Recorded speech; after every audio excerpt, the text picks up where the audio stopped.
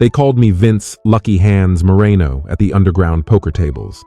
But luck isn't infinite, and I learned that the night I lost everything at a private game in the back room of a cigar lounge. My debts had stacked sky high, and the usual lenders had shut their doors. That's when someone gave me a card, homemade parchment, burnt around the edges, with fancy letters, Ilandra Thorne, alchemist, old debts settled in new ways. Since I was so desperate, I went to the place in town where the streetlights came and went, and the atmosphere looked like another era. Ilandra's shop was hidden between bookstores that were boarded up and herbal apothecaries. The smell inside was like a combination of roses and rain.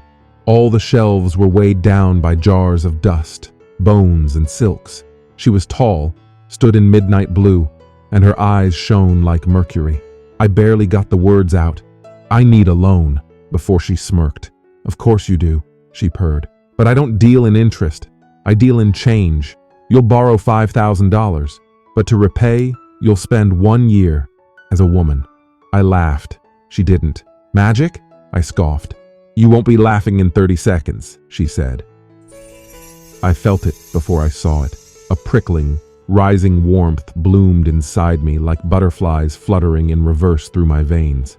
My shoulders shrank, my waist pulled inward with a gentle tug, while my hips and thighs pressed outward, swelling into curves I'd only admired from afar.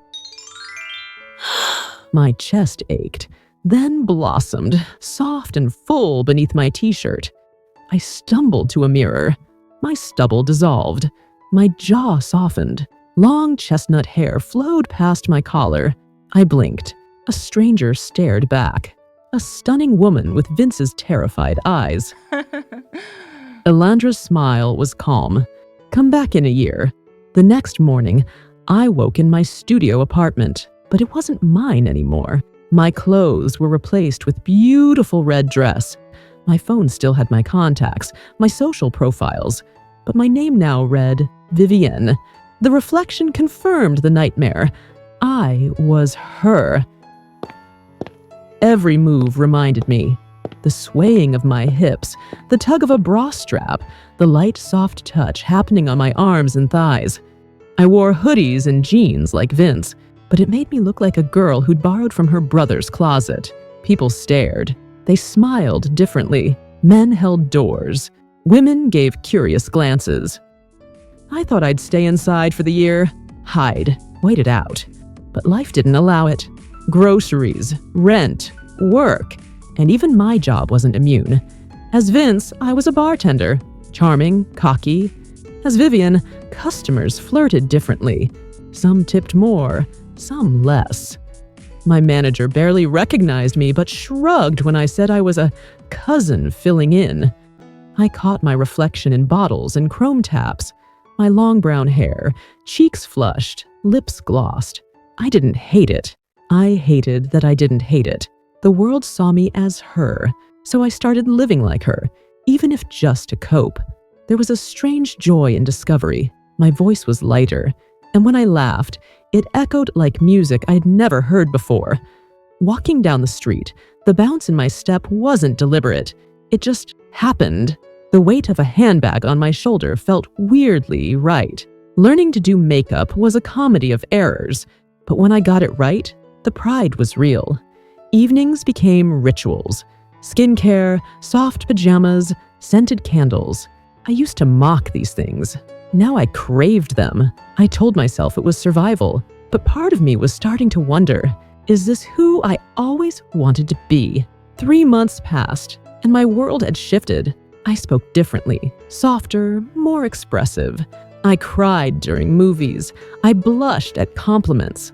The touch of fabric on smooth skin became addictive.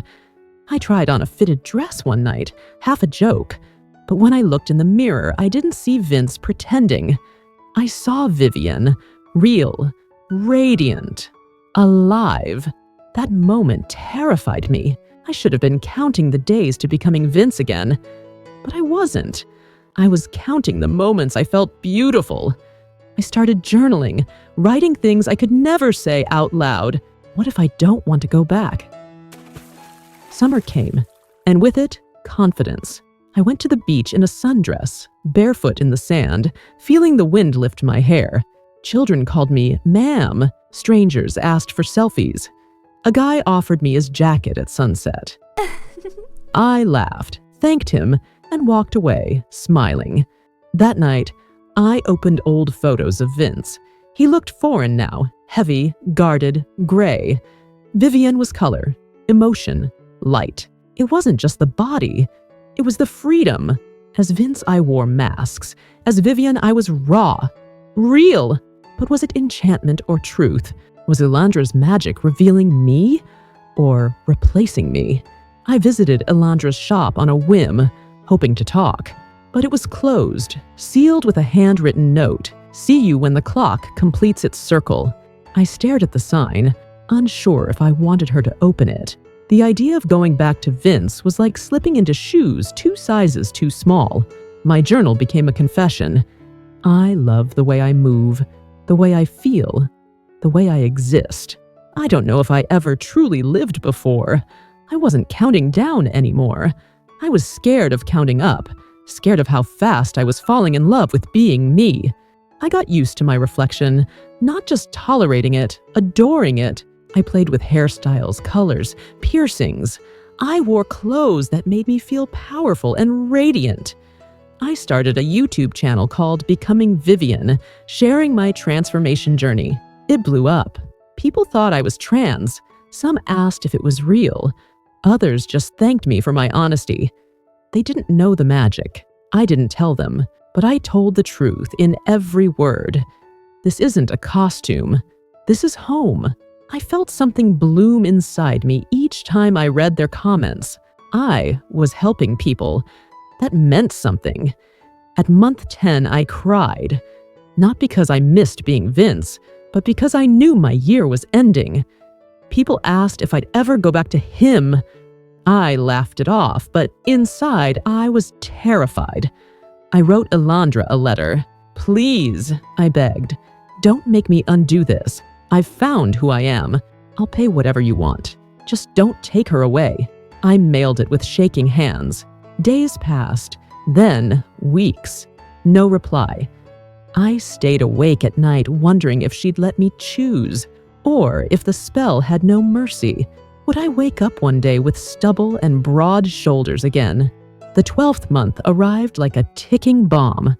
I dressed in my favorite sweetheart neckline pink gown, lit my candles, and stared at the clock as midnight approached. My heart thudded like it might burst. I touched my face, my hair, my body, trying to memorize every sensation. And then, at exactly 12 a.m., nothing happened. No burning, no shrinking, no reversal, just silence. I wept, not in fear, but in relief. On my vanity mirror, words appeared in glittering script. Your debt is paid. You've chosen your truth. Live her. I sobbed until sunrise, curled in soft sheets, whispering, thank you, again and again. Now I live as Vivian full-time, not because of a spell, but because I choose her every single day. My world is brighter, my heart lighter. I walk the same streets, but they feel like a new city, painted in warmth and color. People know me now, not as a gambler, but as an influencer, a speaker, a woman who found herself through a strange deal and never looked back. I even kept the card, Elandra's card, framed beside my bed, not as a warning, but as a reminder. Sometimes, the scariest paths lead to the most beautiful destinations. There are moments I remember Vince, his smirk, his swagger, the false confidence. But I don't miss him. I mourn him, maybe like a chapter that closed. Vivian is not a replacement. She's an emergence. I didn't become her because I had to. I stayed her because I wanted to. My voice, my walk, the way I smile now, it's all me. And if the world doesn't understand, that's fine. I understand. That's enough. I've tasted both lives, and this one feels like truth wrapped in velvet. And truth, when embraced, is the greatest freedom of all. So, when people ask, do you regret it? I laugh. I don't even hesitate. Becoming Vivian wasn't a curse. It was the gift I never knew I needed. I didn't lose myself. I met myself. I wish every lost soul could stumble into an alchemist's shop and strike a deal like I did. But if they can't, maybe they'll hear this story and realize, sometimes, the person you were always meant to be is just waiting behind a locked door, and all it takes is a little magic and a little courage to open it. Thanks for watching. Please don't forget to subscribe.